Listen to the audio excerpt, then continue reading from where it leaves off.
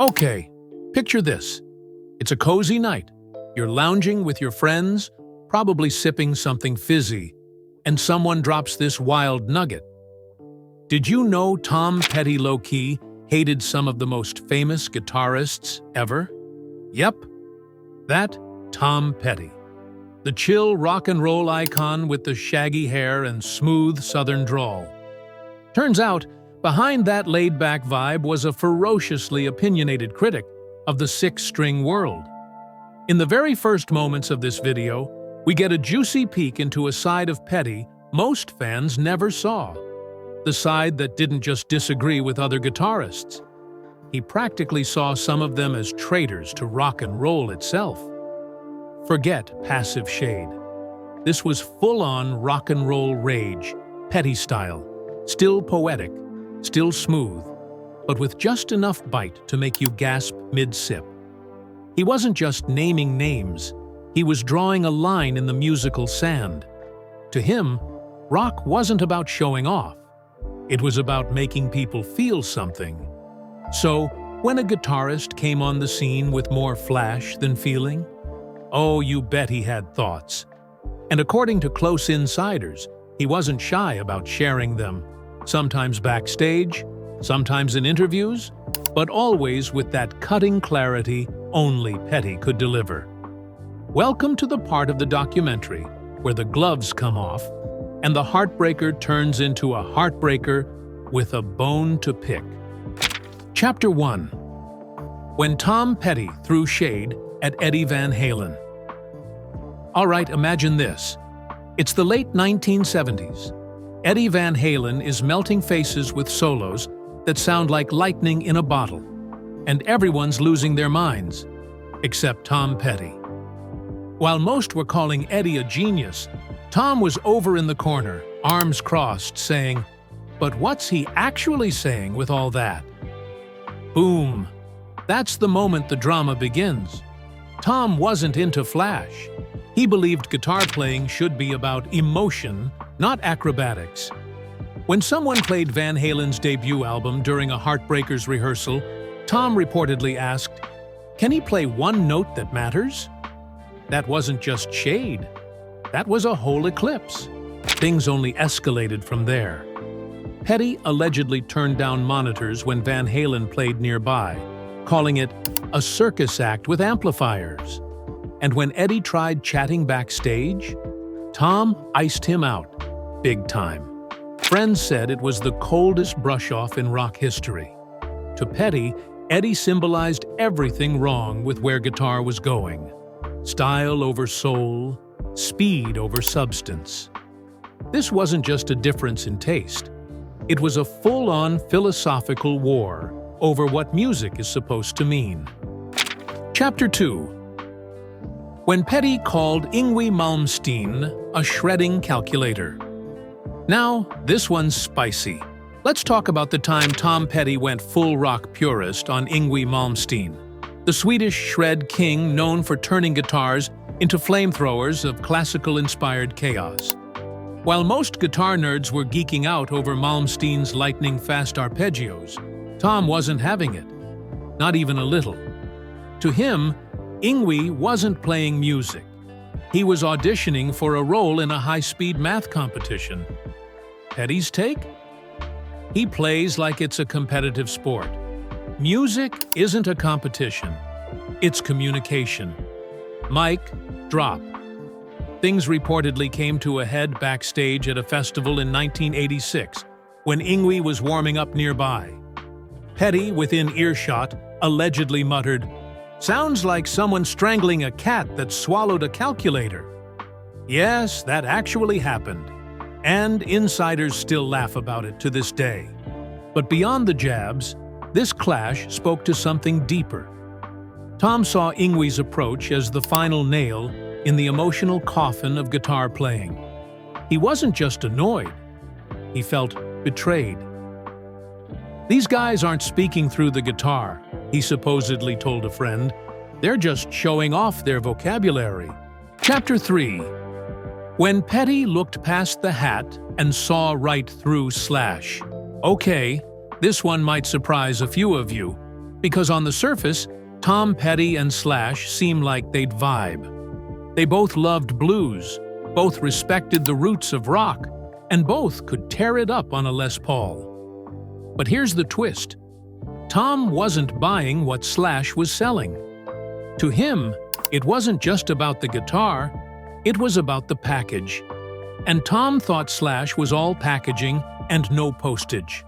The first red flag, according to insiders, was the image. Tom allegedly said Slash was selling authenticity without the actual lived experience. That iconic top hat, the ever-present cigarette, the cool curls, it all felt manufactured to Petty. As the 80s raged on and Guns N' Roses exploded in popularity, comparisons between the Heartbreakers and GNR started surfacing, which, let's just say, rubbed Tom the wrong way. He once reportedly said, "I'm selling songs. He's selling a Guitar Hero fantasy." Ouch. That stings like a power cord to the ego.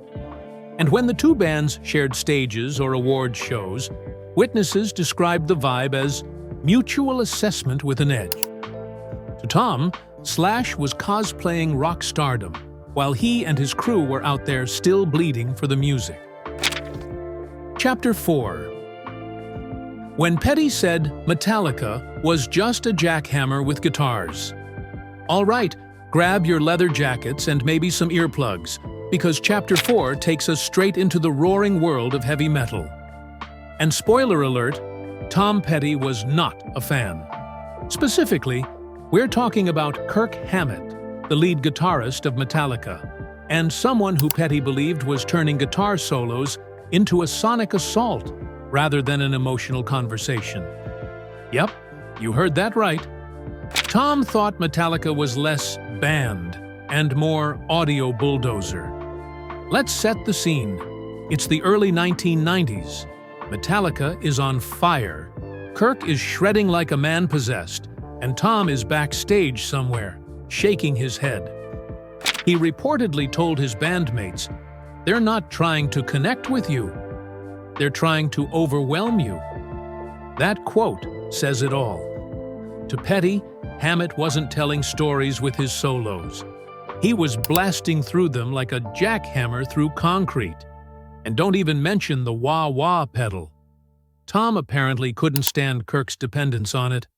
One tour manager claimed Tom said, "If you're saying something meaningful, you don't need to run it through a filter." Translation? Tone down the tech and turn up the soul.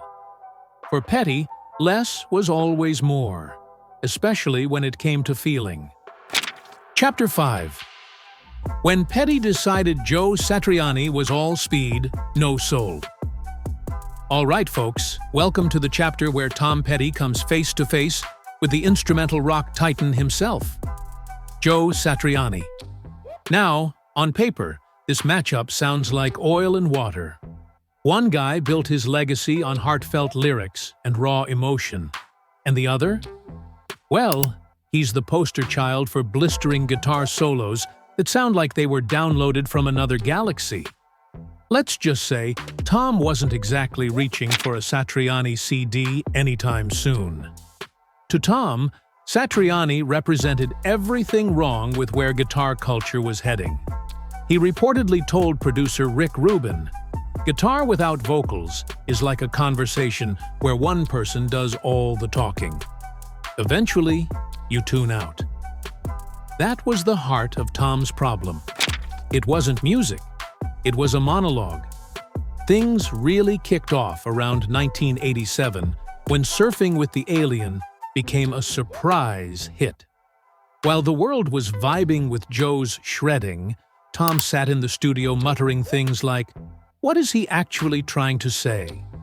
And when asked to attend guitar expos where Satriani was featured, Tom refused, calling them trade shows for egos. In Petty's book, music needed meaning, not just fireworks. And Satriani, with all his flash, just didn't make the emotional cut. Chapter 6. When Petty asked The Edge if he got his sound from Radio Shack. Okay, Now, this chapter is where things go from critical to savage. We're talking about Tom Petty versus The Edge, the effects-loving, delay-drenched guitarist from U2. And let's just say, Petty didn't exactly consider him the second coming of Hendrix. In fact, he thought The Edge was hiding behind technology. And wow, did he have thoughts. The beef wasn't loud or messy. It was cool, quiet, and packed with daggers. Tom reportedly first heard the Joshua Tree in 1987 and listened in silence, then said something like, "This isn't guitar playing, it's sound design." That reaction became the blueprint for years of side-eye. Tom wasn't shy about it either. He'd often use The Edge as an example during Heartbreakers recording sessions, warning his band, "Don't hide behind effects. Make the guitar speak for you, not the pedal board." And then there's the now legendary burn. When The Edge tried to talk gear with Mike Campbell backstage, Tom cut in and asked, "Where do you get your sound from again? Radio Shack?" Brutal. To Petty, true musicianship meant unplugged honesty, not high-tech illusions. And The Edge? He was the final entry on a list of guitarists Tom thought had forgotten what the guitar was really for. Connection. The final riff, Petty's guitar grudges, and the soul of rock. And there you have it, folks. 6 legendary guitarists, each one wildly talented, all of them wildly different, and yet each managing to hit a nerve with Tom Petty. What's fascinating is that Tom wasn't just hating for the sake of being edgy. No, this wasn't your typical rock star beef. This was a man with a mission, a belief system built on authenticity, emotion, and connection. And he wasn't afraid to call out anyone who strayed too far from that code. Whether it was Eddie Van Halen's finger-tapping frenzy, Ingui Malmstein's neoclassical firestorm, or The Edge's pedalboard symphonies, Tom saw these artists as symbols of a shift, a move away from what he believed music was meant to be. For him, it wasn't about being the fastest, the flashiest, or even the most technically gifted. It was about making people feel something, really feel it, deep down. In the end, these guitar grudges tell us more about Tom Petty than the players themselves. They reveal an artist fiercely protective of the soul of rock and roll. So love him or side-eye him, you have to respect the passion. Now that's rock and roll.